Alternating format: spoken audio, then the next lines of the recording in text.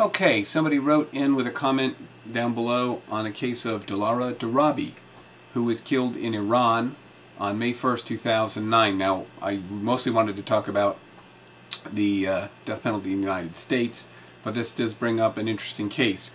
She was 17 when she robbed her father's wealthy female cousin with her boyfriend.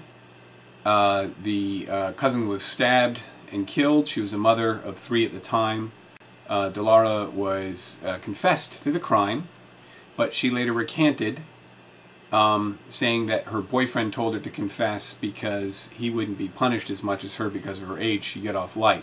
Boyfriend serving a 10-year sentence, and Delara was condemned to death, and she was killed 3 years later, a few days ago.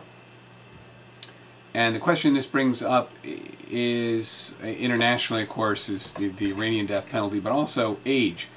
It wasn't until 1988 that the Supreme Court addressed the death penalty for juvenile offenders. 1988 they said it would be illegal to kill anyone under the age of 16, and in 2005, very recently, relatively recently, they said they eliminated the death penalty for all juvenile offenders. You can still be tried as an adult, but you aren't subject to the death penalty if you're under 18.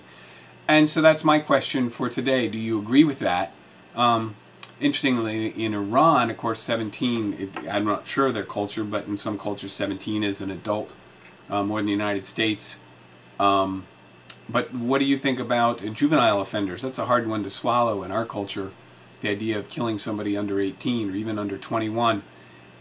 Is it possible at that age?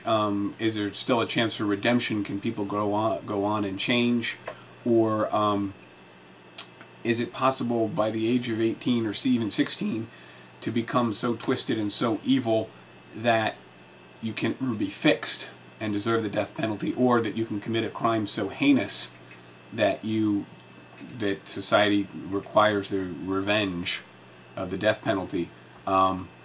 If you were, say, a German prison guard in one of the death camps at the age of 17, would people be justified to hunt you now, 60-odd years later, and try to extract the death penalty?